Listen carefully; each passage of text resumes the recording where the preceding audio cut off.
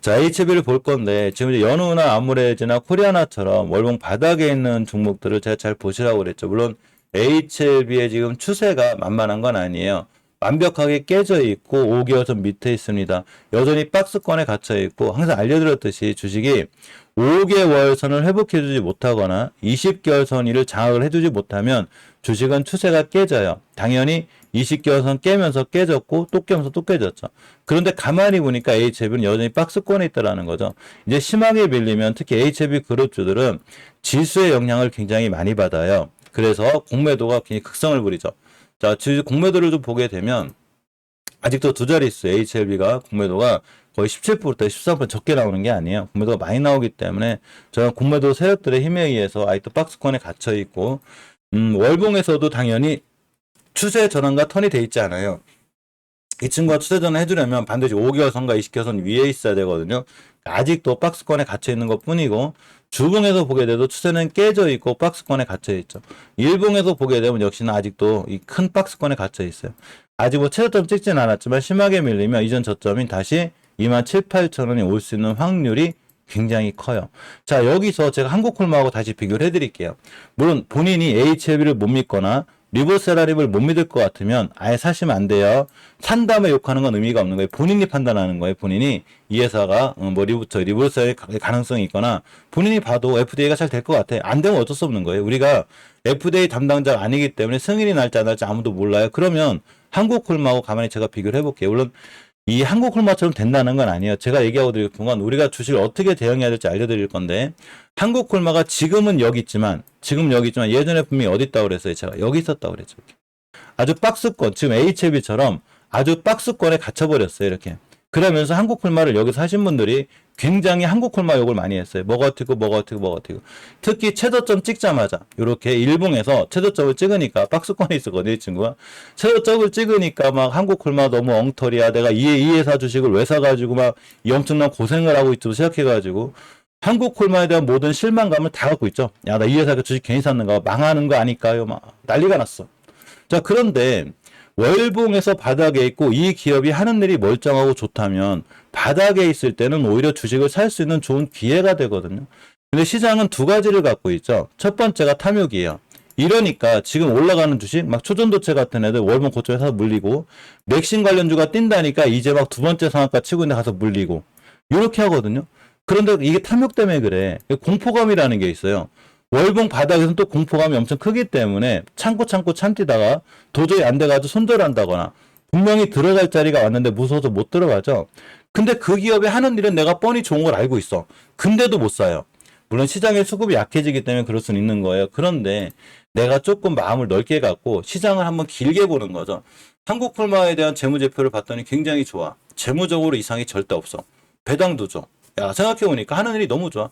물론 중국 때문에 좀 힘들긴 한데 중국이나 이런 쪽이 좀 풀리거나 아니면 얘네들이 중국이 아닌 다른 나라다 눈을 돌릴 경우에 아마 한국콜마가 좋아지지 않을까라는 이런 생각하는 거죠.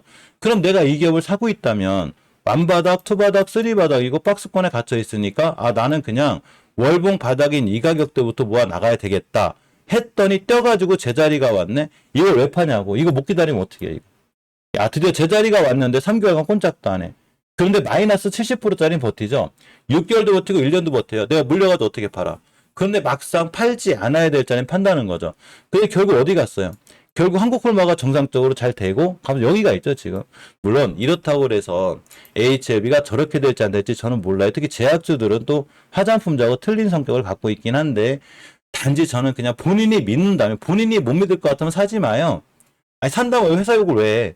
본인이 리버세라를 못 믿거나 그게 거짓말해서 사지 말고 본인이 HLB를 믿거나 리버세라를 믿으면 이 공간은 지금 한국콜마에서 보여주듯이 우리가 주식을 HLB를 싸게 살 수 있는 절호의 기회가 되는 거죠.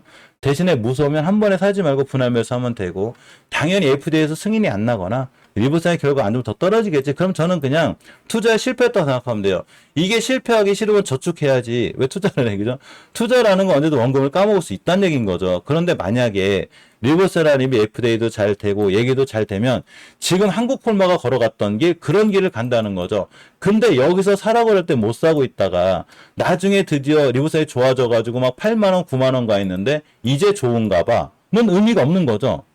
한국 콜마를 예전에 여기서 그렇게 바닥에서 사라고 할 때 못 사고 있다가 여기서 못 사고 있다가 이제 와서 야 한국 콜마가 이제 좋은가 봐. 너는 3만 원일 때 뭐 했냐? 지금 6만 원인데 2배 올라갔잖아. 그죠? 이런 거예요. 그냥 본인이 못 믿을 것 같으면 여기서도 마찬가지로 최저점 찍고 있으니까 한국 콜마를 못 믿을 것 같으면 처음부터 사면 안 되죠. 당연히. 이거는 HLB뿐만 아니라 우리나라의 반도체 기업도 마찬가지인 거예요. 반도체는 앞으로 미래 먹거리이기 때문에 반도체 관련주들 중에 월봉에서 아주 바닥바닥 끓이는 애들이 있어요. 얘네들 나중에 다 살아나요. 살아나거든요. 그럼 누구만 급하냐? 본인만 급한 거예요. 마음만. 본인만 급해. 막 내가 샀으면 지금 당장 상한가를 가야 되고 내가 샀으면 지금 당장 날아가야 돼. 일주일도 안 돼가지고 막 수익률이 20% 나와야 되고 세상의 최고 고수인 워렌 버핏도 그렇게 못해요. 조지 소로스도 그렇게 못해요. 어떻게 사자마자 막 일주일 만에 15% 20% 날라가. 근데 우리 개인들은 그렇게 돼야 돼. 그러니까 신용미수 대출을 쓰지. 신용미수 대출을 왜 쓰냐면 얘가 단기간에 급등한다는 판단을 하고 들어가는 거잖아요. 그죠? 야, 그런 게 어딨어. 그런 거 없는 거예요. 주식이라는 거는 좋은 종목을 사가지고 믿고 참고 기다려야 되고 바닥에서 무서워하지 말고 탄탄히 모아가야 되는데 이게 아니라 내가 샀으니 막 하루 만에 막 15% 떼야 되고 내일 날라가야 되고 내가 이 세상에서 주식을 얼마나 잘하는데 나는 사자마자 상한가를 가야지. 이런 생각을 하거든요. 정말 엉뚱한 생각이에요. 신용미수 쓰지 말고 대출 쓰지 말고 위험한 행동 하지 말고 정말로 좋은 기업을 잘 찾아서 바닥에서 사놓고 가만히 있는 거예요. 물론 셀트리온 크루즈 주가가 많이 흔들리고 있어요. 보통 합병을 하게 되면 주가가 너무 높게 되면 사실 합병에 대한 어려움이 있는 건 맞거든요. 아무리 그렇다 하더라도 셀트리온 주가가 지금 이런 데 있는 게 아니죠. 바닥에 있잖아, 바닥에. 그죠? 셀트리온 헬스케어도 마찬가지고 누가 문제냐? 이런 분들을 나중에 예전에도 항상 제가 이때도 조심하라고 그랬거든요. 벌써 30만 원, 34만 원 가 있는데 이 월봉 고점에서 주식을 사면 어떡하냐고. 바닥에서 사야지, 바닥에서. 근데 바닥에서 진짜 안 산다니까요? 사면은 꼼짝도 안 해. 막 최저점 찍고 올라가지를 안 해. 괜히 샀는가 봐. 근데 나중에 6개월, 1년, 2년, 3년이 지나갔더니 갑자기 여기가 있는 날이 온다니까요? 그럼 나는 뭐 했냐는 거죠, 도대체. 그런데 여기서의 시간이 그렇게 맘 편한 건 아니에요. 당연히 힘들고 어렵고, 그러니까 우리나라 주식시장에서 돈 버시는 분들이 주식 투자하시는 분들의 10%가 안 되거든요. 왜 그렇겠어? 이걸 할 수 있는 사람이 우리나라의 10%가 안 된다는 얘기인 거예요. 그럼 나머지 90%그 분들은 다 뭐 하실까요? 방송 봤더니 갑자기 맥신 테마주가 뛴냐? 누가 봤더니 맥신 테마주에 대해 연구를 한대. 야, 누가 봤더니 초전도체가 다시 살아난대. 엉뚱한 단기 테마를 하고 있죠. 물론 그게 나쁜 건 아니에요. 단기 테마를 하시는 건 좋은데 단기 테마는 말 그대로 단기에 맞게 대응해야 되죠. 자리 깨면 손절. 그죠? 이슈를 잘 확인하고 철저하게 분할매서 이렇게 해야 되는 거고 중장기 테마는 말 그대로 좋은 기업을 찾아서 바닥권에 사가지고 믿고 참고 가만히 있는 거고 매달 매달 꾸준히 사는 거죠. 이 두 가지의 방법을 가슴에 손을 얹고 생각해 보는 거예요. 나는 과연 중장기 투자에 최적화되어 있는 사람인지 나는 단기 테마에 최적화되어 있는 사람인지 이런 거에 대한 생각을 잘 해보셔야 된다는 거죠. 그렇죠? 그래서 제 HLB는 본인이 믿으면 별로 큰 이상이 없는 거고 단지 심하게 밀리면 시장이 심하게 타격을 받잖아요. 그러면 2만 7, 8원, 1,000원까지도 올 수 있다. 생각하시고 엘생이나 엘제나 엘테 같은 친구들도 살아나려면 엘제는 역대적 매출이나 이익에도 불구하고 떨어지고 있죠. 영업이익이 중요한 게 아니에요. 추세나 수급이 중요한 거예요. 그래서 HLB가 살아나게 되면 이런 친구들도 다 같이 그냥 살아날 수 있다. 이렇게 하시면 되고 물론 제가 하는 말이 어떻게 보면 맞지 않는 말일 수도 있겠지만 중요한 거는 본인이 주식을 어디서 샀는지를 잘 생각해 보시면 됩니다.